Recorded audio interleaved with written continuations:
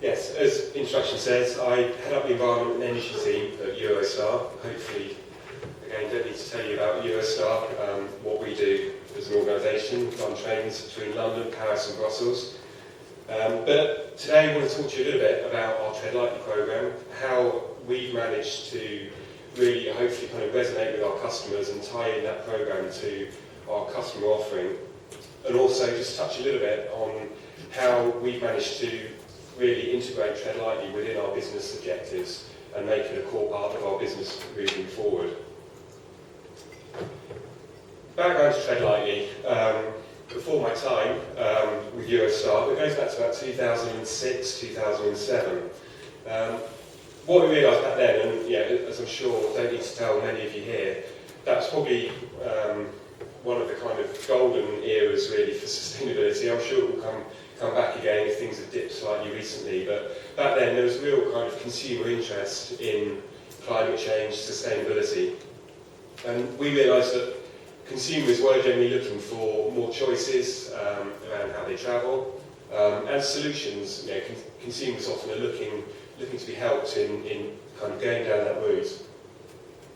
Now, we did some research back then, and we realised that we had quite a positive message to sell, that a Eurostar journey could be, in carbon terms, less than a tenth of the CO2 than if you took the equivalent short-haul flight to Paris and Brussels. So we realised that was really quite a positive message that we could sell. So 2007 we launched our Tread Lightly programme, which basically consisted of 3 different elements.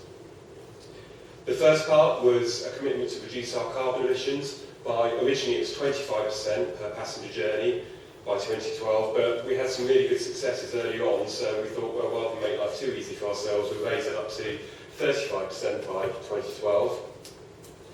We also had a 10-point plan for environmental improvement across the business, and this encompassed all sorts of initiatives, whether it's from recycling, reducing our water usage, some great little initiatives such as, well, it's not actually technically it's not recycling, it's upcycling our staff uniforms, which get turned into laptop bags and iPod holders. But that's really kind of embedded stuff across the business. And then the third element of Tread Lightly, again very important, was from 14th of November 2007, which actually coincided with our move to St Pancras from Waterloo. We offered carbon neutral journeys at no extra cost to the passenger. And indeed the first train that left St Pancras on that day was called the Tread Lightly Shoulder Green Train, and contained a number of our kind of key stakeholders and partners in that.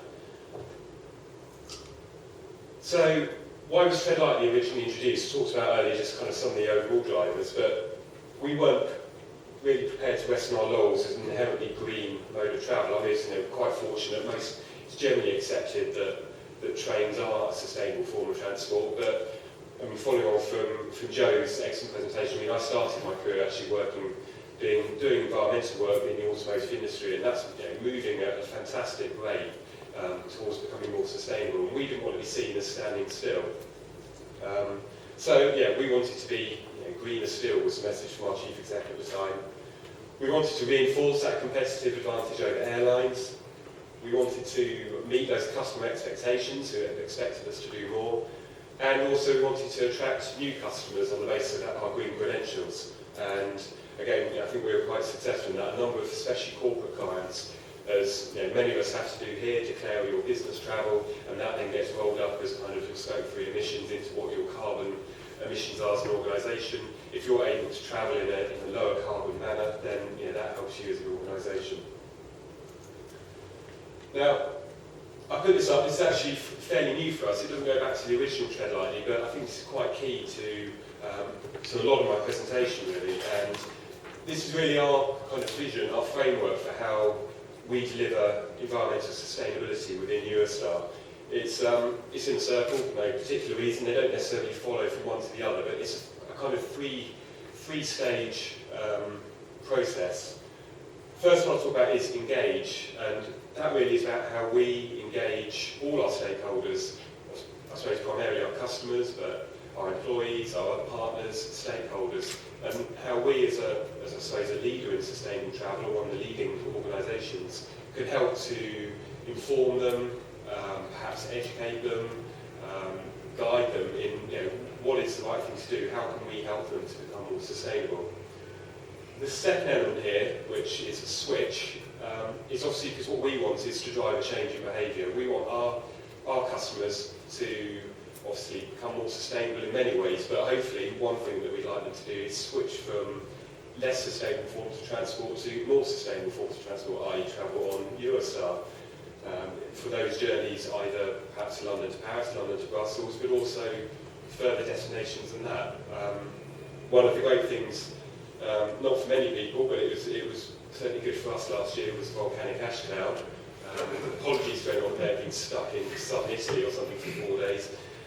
But where that was really interesting was it kind of forced a lot of people onto high-speed rail, so not just Eurostar, but it was really one of the few ways that they could get back across Europe from all these far-flung destinations. And although people still had a relatively long journey, it actually opened quite a lot of people's eyes to that actually travelling by high-speed rail is quite nice, it's quite comfortable, you have your bags with you, and actually it's a lot faster than you perhaps thought it was. A lot of our kind of marketing at the moment is helping to show people how easily you can get to destinations such as Amsterdam or Cologne in around about 4 hours, which ties in quite well, if you're comparing directly with the equivalent airline journey. The final element on the framework here, deliver, is really what we do as an organisation, how we can make ourselves more sustainable, and also what we can do to help the passenger to be as sustainable as possible in their journey. So whether that's offering a hybrid cars for those that use our chauffeur service, through to the products we have on board, whether that's FSC paper products and collateral, biodegradable packaging on the food. We struggled a bit with our disposable cutlery in our standard class. So if anyone's got any ideas on good ecologically friendly cutlery that doesn't break the moment you try and cut something, then please let me know. But all these things together kind of form really, I suppose, the basis and support our Tread Lightly programme.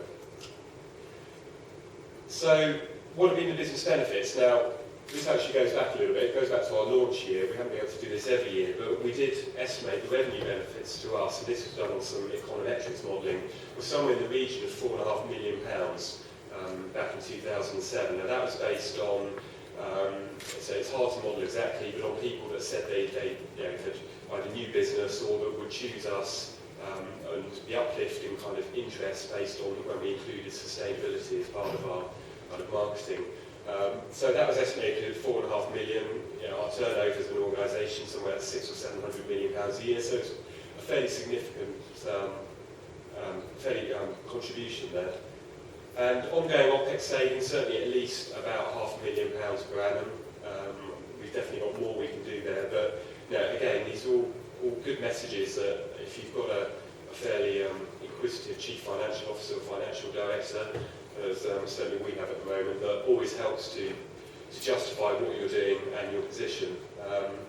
But also reputation as well, kind of very positive stakeholder feedback from our customers, from partners.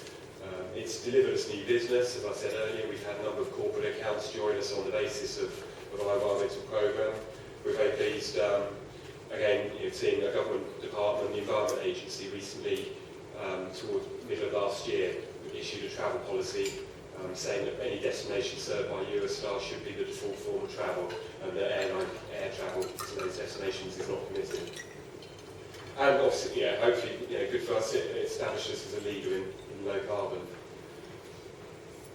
Back to the focus, I suppose, of presentation, enough about Eurostar, but kind of this is about how to engage the customer, really. And this is just some of the findings that we've had from our experience. Some things have worked well, some things not so well, but these are really some of the key things I'm going to talk about here. Importance of research, importance of branding, communication, credibility, having a visible presence for your programme, and also being kind of a bit innovative and different in the communications that you use. Research, we found very valuable. I'm sure a lot of organisations do this. As a customer-facing organisation, we do lots of different types of research, whether it's focus groups, we have customer service monitors and what have you, but we certainly see it important to do some specific research around our environmental programme. We last did quite a full programme about early parts of 2010, and it's fantastically useful in actually kind of working out really what turns the customer on, what do they understand, what is their level of understanding. I'm sure, I know I'm massively guilty, and I'm sure several of you are in the room here, that as kind of technical experts in our field, we tend to get swallowed up sometimes in the detail and expect everyone else to understand sustainability, climate change, whatever the message is, at the same level of detail. And actually, that really isn't the case. And there's probably only a small percentage of people in that same, working at that same level. Obviously, you can do that in these different ways, so customer service monitors, online feedback, all sorts of ways. But these are some of the things that we found out. The customer wants us to help them to be more sustainable, but they don't want to be preached or lectured to. An interesting angle here for us and for any other multinational companies is we find the way that we talk to our customers in our French market, for instance, has to be quite different to how we do it in the UK. If we have any hint of kind of lecturing, or even use the word educate, we can be accused of being very patronising. Your average French consumer does not want to be preached to about how they can be more sustainable.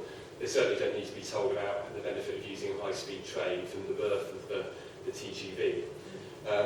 But yeah, sustainability is important to them. We found out that 72% say they would choose Eurostar over flying on the basis of environmental credentials, which is great. But most customers tend to think local. They kind of see the messages around climate change and polar bears desperately swimming for ever decreasing ice packs. But the bits that they really understand are around kind of recycling, the things that they do at home.